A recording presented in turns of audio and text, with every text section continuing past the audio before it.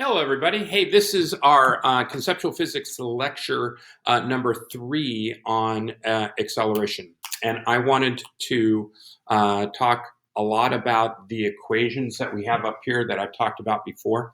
So I have them repeated up here, except I've changed the variables a little bit. So just to review, average velocity is the change in position over the change in time. So in the past, I've used x, but we can think of that as just the distance it goes. And also v final plus v initial divided by 2 would give you the average velocity. So I'm going to call that equation number 1. Equation number 2, v final equals v initial plus at. And then the third one, distance is equal to the initial velocity times time plus 1/2 at squared. And then finally, v final squared is equal to v initial squared plus 2ad. Again, where I'm saying d here, I would have meant x there. Also notice that in number 2, that's just our standard equation for acceleration is equal to the change in velocity over time. This has just been changed into that. So one of the key things when you're doing these problems, and as Mr. Calicott pointed out, this is like doing a riddle, right? Now, if you're not given in the problem what the acceleration is, and you know it's accelerating, then you're going to probably want to use the first equation, okay, which I'm calling kinematic equation number 1. Okay, so if you have no distance or no x, then you're probably going to be using equation number 2. If you have no final velocity, then you are going to use equation 3. And if you have no time, you're going to use equation number 4. Now, you guys, there's a lot of times when you are given a problem that you kind of have to solve for one variable in order to get to the next equation so you can solve the overall question of the problem. But one of the key things to remember is if you find 3 variables, then you can solve for these. So notice that in all of these equations, there are 4 variables, okay? V final, v initial, acceleration, and distance, for example. So remember, algebraically, if you have all but one, then you can change the equation around and solve for that. All right, so those are some of the keys. Now, some of the problems that you're going to come to is they're going to give you these values in ways that are not numbers, and I want to talk about that next. All right, so in some of my examples, we talked about this, but if you have rest, okay, then that means 0, okay? For example, if an object starts at rest, the velocity is 0. If it comes to rest, the final velocity is 0. Also, which is a little more obvious, is if something stops, then that's going to be a final velocity of 0. All right, so if you are throwing something up in the air or dropping something where it is under the influence of gravity, so you're going to be looking for words like drop, throw, kick, shoot, etc., things like that, then you know that the acceleration is equal to g, okay? And if you know it's g, then that is going to give you a value for your acceleration of 10 meters per second squared. And that negative means down. Okay, now you can say that down is positive, but I think if you just kind of keep it consistent and say down is negative, and then you'll be a little bit, it'll be easier for your brain to kind of keep those things straight. And as you get used to it, you can adapt and change which direction is positive and which direction is negative. So for now, for my examples, we're going to say down is negative. And this is for objects that are under the influence of gravity. Okay, now if they are under the influence of gravity, they're dropping or throwing or something, then we've got a couple other things. We know that at the highest point, if you throw something up, at the very highest point, its acceleration is still going to be g, right? It's still going to be, gravity is still pulling it down, so it's still negative 10. But right at the very top, it's going to stop. It's going to stop because gravity would be slowing it down. And so that velocity would be 0. If I drop it from the top, then its velocity is 0. Okay? Now, another thing that we have is if it goes up and comes back down. So you drop it up and it comes back down, then its distance, the distance it went, and it really should be the change in x, or its displacement, is going to be 0. Okay, now again, like we've talked before, as long as we're going in the same direction, we can kind of think about distance being the same as x. Technically, distance is scalar, has no direction, and the change in x would be a vector or displacement. Okay, so we can get through that right there. So also, one more thing here is the time up is equal to the time down. It is parabolic. It is parabolic. So in a parabolic equation, you might remember from algebra, has got a t squared. So the amount of time it goes up is going to be the same time as it goes down, as long as it ends at the level that it started. Okay, so we're going to do a couple of examples here, and we're going to practice. We're going to practice with a couple of problems that are going to. We're going to use this equation right here, okay, or these equations right here. So let's say we're going to take a ball, okay, and we're going to throw it up. We're going to throw it up, and it is going to come to a height of, let's say, 6 meters. Okay, so it's 6 meters, and we want to know how long is it going to be in the air, or how long does it take to get to the top? Okay, how long to get to the top? Okay, because that is going to be our first question. Okay, so what do we know?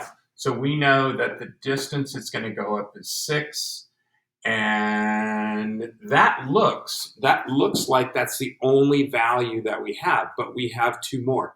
Because we threw it up, okay, we know that the acceleration is g, or gravity, which we're going to say is 10 meters per second squared, but negative, okay? Now the other thing that we know is that our final velocity is equal to 0. Our final velocity is equal to 0. Okay, so now we can get an idea, and this is where it can get a little bit tricky, because if we go over to these equations, what we don't have here is we don't have time, okay, because that's what we're looking for, okay? Now, we don't have average velocity, which I don't think we will need. And what else are we missing? So we do not know the initial velocity. Okay. Now, if we look at these 3 equations and looking at the variables that we don't have, we don't have an equation where we don't have the initial velocity. Okay, so here's one of the tricks that I want to talk to you about, is what if we started at the top and dropped it as opposed to throwing it straight up, okay? Now, because of symmetry, because of the way it goes up and down, it's the same amount of time, and obviously it's going to be the same distance, okay? So we're going to take a look at this problem in reverse. So now we're going to say, hey, we start the ball here and it goes down, okay? So now we're going to say this initial velocity is 0. Okay, now let's see let's see how we can solve for this problem. So now the variable that we now don't have, okay, is going to be v final because we switched it around. So now we can use the equation, okay. Distance is equal to VIT plus 1/2 AT squared. Okay, so that is equation number 2. So now our displacement is going to be -6 because up is positive, so it's going down. Our initial velocity is going to be 0, okay, times time, but anything multiplied by 0 is going to cancel out. Now we're going to have 1/2. Our acceleration is g, which is down, so that's going to be -10. And now we're going to have t squared. Okay, so we're going to have -6 is equal to -5t squared. Half of 10 is 5. Now we will notice here that our two negatives will cancel each other out. Okay, we're going to divide by each side by 5. Okay, and we're going to get t squared is equal to 6/5. And now we want to get rid of this t squared. And now we're going to take the square root of both sides. And now I'm going to grab my calculator. So we are going to say the square root of 6 divided by 5. And that's going to give us a value of 1.095, which we are going to call 1.1. So our time is 1.1 seconds. All right, so that is an example, and that's kind of a tricky example of when you get something that's going up and down, that we can use this trick to have it go the other way. All right, now, you guys, let's use the same example, and I want to know how fast is it going when it reaches the ground, which will also be how fast it would have had to have been if we were throwing it up, okay? So in our original question, what is the original velocity, okay? And then in this question, we're going to say how fast is it going down? So remember, however fast it goes up is how fast it goes down as long as they're at the same level. So I'm going to erase, you guys, I'm going to erase some of this. And now we know the time. We now know the time is 1.1 seconds, and so now we can get another answer. So we can use, for example, equation number 2. We can say v final is equal to v initial plus at. Okay, so if we are looking for the final velocity as it goes down, okay, we know our initial velocity is 0 because we dropped it. Okay. And we know our acceleration is -10 because that's g, and we know our time is 1.1 seconds. So now we can see here that v final is going to be -11 meters per second. -11 meters per second. Well, what if we went back to this original questions, and we said we threw it up, and it went to a height of 6 meters and 1.1 seconds, what would be our original velocity? Okay, well, if we're doing it in that direction, our final velocity would be 0 because when it reaches the top, it's going to be 0. And now we're going to have our initial velocity, and that's going to be plus AT. Now again, because it's in free fall, our g is going to be -10. So now we can say 0 is equal to VI minus 10 times 1.1. Okay, so this is obviously going to be -11 VI 0. So now, algebraically, we've got to add 11 to both sides. So we're going to add 11. So our initial velocity would have been 11 meters per second. 11 meters per second. Okay, so notice that our final velocity and our initial velocity right here would have been the same. So here is another question that we can do with this same thing is how long is it in the air? How long is it in the air? So we already know that the time it takes to go up is 1.1 seconds. So how long would it be in the air? The air would be 2.2 seconds because the time up would equal to the time down. So again, we're going to use the same concept here. So we already know that our time in the air should be 2.2. And we are going to add something here, and we'll talk about that in just a second. So I'm going to erase this part. And what if I said that our initial velocity was 11 meters per second? And now we know it's going to go up 6 and down 6, and I want to know how long it's in the air. So notice this could be the exact same question, it's just how much we start with. So here's a couple things that we know. So now remember, we know we should, according to our previous example, get 2.2 seconds. So let's see how we do. So now if it goes up at 11 meters per second, it's going to go up, it's going to get to 0 up here, but then it's going to come down. So when it comes down at the same level, it's going to have the same speed, but the velocity is going to be negative. So now we know that our final velocity is negative 11 meters per second because it's going at the same speed but in the opposite direction. Okay, and now we can use a little bit of a tricky thing, but in this new question, if it goes up 6 and comes down 6, the total displacement, it starts and ends at the same level. So this distance would be the equivalent of 0.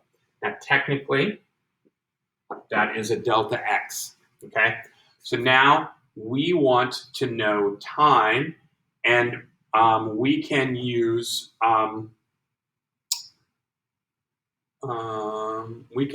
for example, v final is equal to v initial plus at, which is equation number 2 from over here.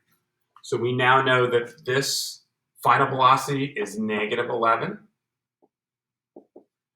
and we know the initial velocity is going to be positive 11, and we know our acceleration is negative 10 because it's gravity, and we are looking for t, okay? So if we want to get rid of this 11, we're going to subtract 11, and we're going to subtract 11 from both sides. So this goes to 0. This is going to be negative 22 meters per second, and that's going to equal to negative 10, and that's meters per second squared times time. So now we're going to divide both sides by negative 10. Negative 10 meters per second squared. And we are going to get rid of that. Negative 22 divided by negative 10 is positive 2.2. And I wrote out these units here to kind of show you that meters will cancel out, and the seconds squared and the seconds, one of those are going to cancel out. So this variable that's in the denominator, it kind of flips up to the top, and it will give us seconds. So our time is equal to positive 2.2 seconds. So based on what we talked about before, okay, we know that should have been our answer based on what we had before. All right, ladies and gentlemen, that is going to be it for this lecture on acceleration number 3.